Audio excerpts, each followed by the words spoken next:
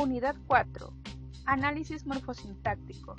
El primer tema de esta unidad es el sujeto, definición, clases y estructura. A continuación te presento la actividad a realizar. Puedes poner pausa al video, buscar tu cuaderno, copiar las oraciones y trabajar junto conmigo en este video tutorial. Comencemos. El sujeto. El sujeto tradicionalmente se ha definido como la persona o cosa que realiza la acción del verbo.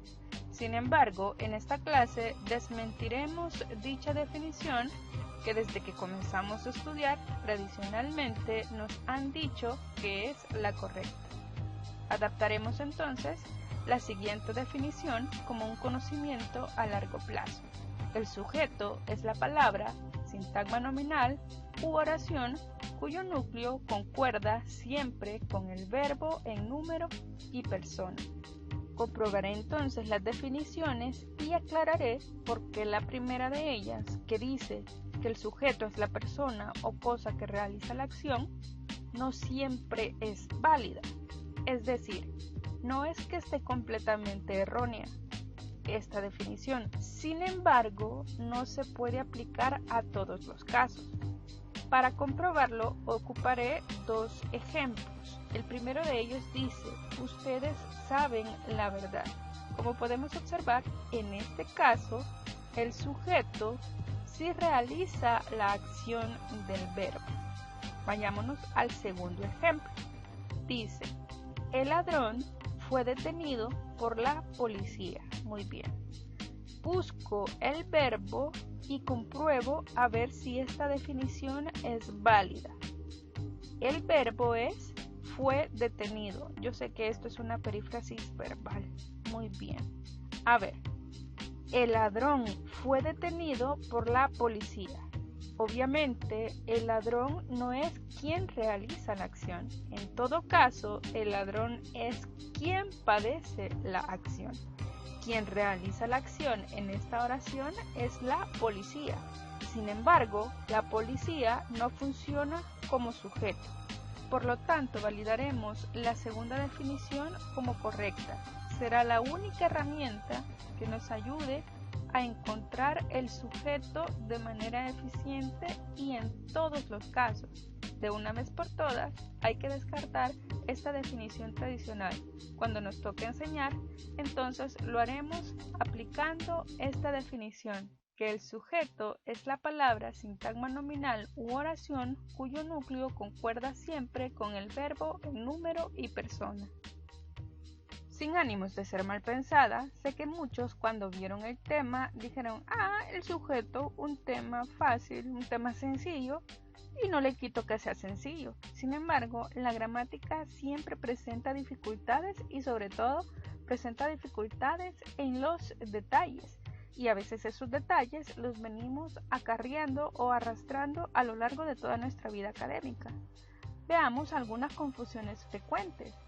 Tengo esta oración. Me gustan los animales. Como pueden observar, he marcado el verbo que es gustan y dice que el sujeto es el que concuerda con persona y número para ser sujeto. Muy bien. Y he marcado que animales es el sujeto porque es el que concuerda con persona y número. No obstante, sé que muchos están pensando que el sujeto de esta oración es un sujeto tácito y es yo. ¿A quién le gustan los animales? A mí. Este es el error de tomar como correcta la definición que nos dijeron tradicionalmente en escuela. Bueno, dice la definición correcta que el sujeto es el que concuerda siempre en número y persona. Por lo tanto, no sería un sujeto tácito, porque yo, es decir, la persona, no concuerda con número en el verbo. No concuerda con número y persona en el verbo. Porque si el sujeto tácito fuese yo, y fuera correcto, como creo que muchos ahorita piensan que es, me quedaría así. Dice que el sujeto es aquel que concuerda con número y persona. Y si el sujeto fuese yo y fuera tácito, quedaría de la siguiente manera. Me gusta el animal. Por lo tanto, como se pueden dar cuenta, estas son confusiones frecuentes y que le pueden pasar a cualquiera cuando acuñamos como correctas definiciones que no lo son. Por lo tanto, el sujeto es los animales. Sin embargo, la construcción pues nos confunde, ¿verdad? Me gustan los animales. La pregunta que nos hubiesen hecho hacer en la escuela es ¿a quién le gustan los animales? Para saber quién es el sujeto. Y pues uno diría a mí.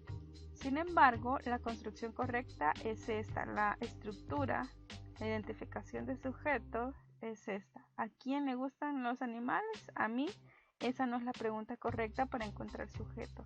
El sujeto es aquel que concuerda en persona y número. Aquí el sujeto son los animales. Me gustan los animales. Yo podría componer la oración o reestructurarla y decir así. Los animales me gustan a mí. ¿Quién es el protagonista o quiénes son los protagonistas de la oración? Los animales. Ahora sí, estudiemos los tipos de sujeto. El primer tipo de sujeto se llama sujeto omitido, elíptico o tácito. En lo personal, a mí me lo enseñaron como sujeto elíptico. Sin embargo, en todos mis años de docencia, los estudiantes lo reconocen como sujeto tácito y pocas veces he escuchado que algunos estudiantes lo llamen sujeto omitido. ¿Cómo se define el sujeto tácito? Lo vamos a nombrar así porque la mayoría lo conoce así. Dice que suele utilizarse para nombrar al individuo que en cierto contexto no tiene denominación o identificación. En otras palabras, es un sujeto que no aparece, pero que está marcado en el verbo. A ver, el ejemplo dice, llegó sin compañía. Obviamente, cuando me hago la pregunta de con quién concuerda el verbo, llego a la conclusión que puede ser él o ella. Sin embargo, sé que es esta persona gramatical. Tengo acá otro ejemplo.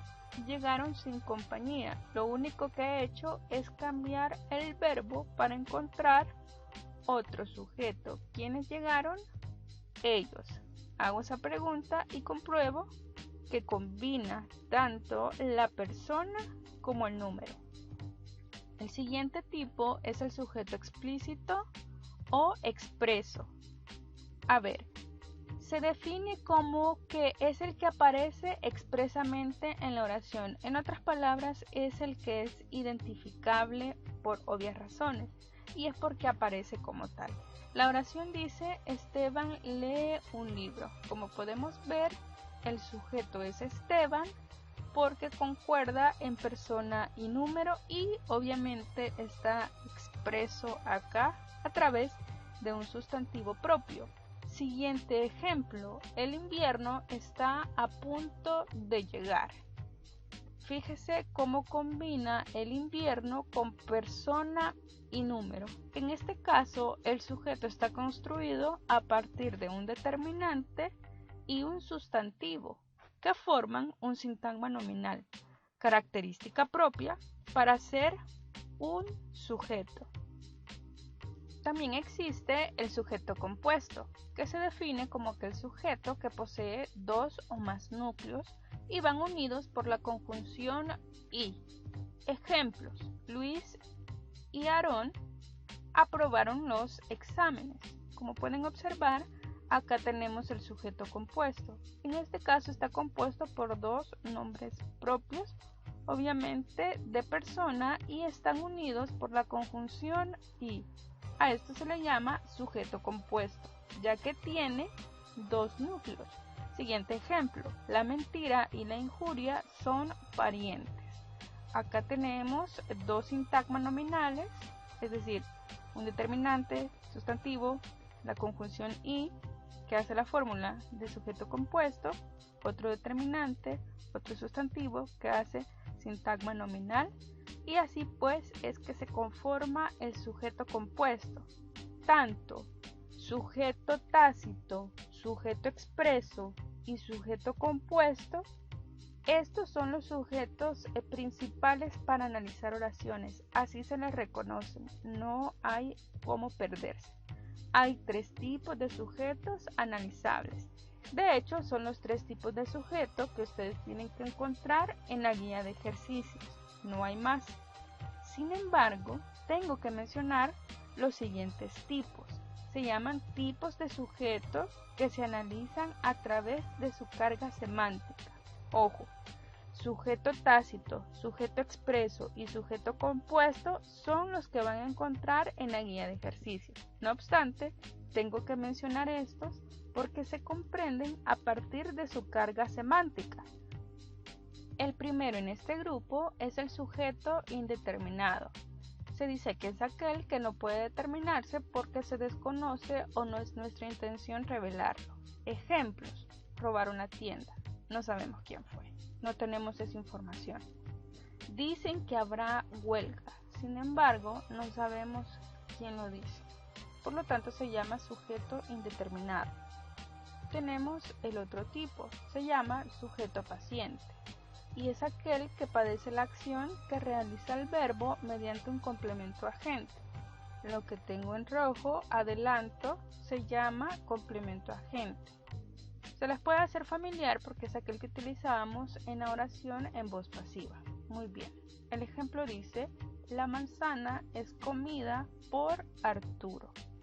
Muy bien. Se llama sujeto paciente porque la acción, es decir, el verbo, lo sufre, en este caso, el sujeto. El informe fue leído por el ministro. El informe es quien sufre la acción de este verbo, por eso se llama sujeto paciente. Y tenemos el sujeto causativo. Es aquel que no ejerce la acción de manera directa, pero alguien lo realiza por él. Veamos el ejemplo. El faraón levantó las pirámides. Sin embargo, sabemos que quienes levantaron las pirámides fueron los canteros y los obreros, no fue el faraón directamente. Ayer me corté el pelo. Sin embargo, sabemos que quien lo cortó fue un peluquero o una cosmetóloga. No es que uno se vaya a tomar las tijeras pues y a cortarse el cabello. Este es el sujeto causativo.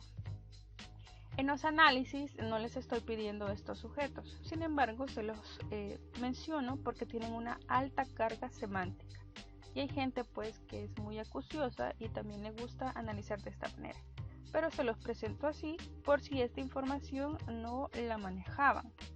Eso sería todo, compañeros. Esta sería la clase de hoy, el sujeto y sus clases y su estructura. Si tienen alguna pregunta, muchísimas gracias por hacerla en el tablón y también dejar sus comentarios. Aquellos que realizaron su actividad junto a este video tutorial, pues ya tienen hecha su actividad y solo resta subirla al tablón. Habilitaré una herramienta, una tarea, para que puedan adjuntarla. Pueden hacerlo de forma digital trabajándola en su computadora o simplemente tomarle una fotografía a su cuaderno de trabajo y adjuntar esa fotografía en un archivo.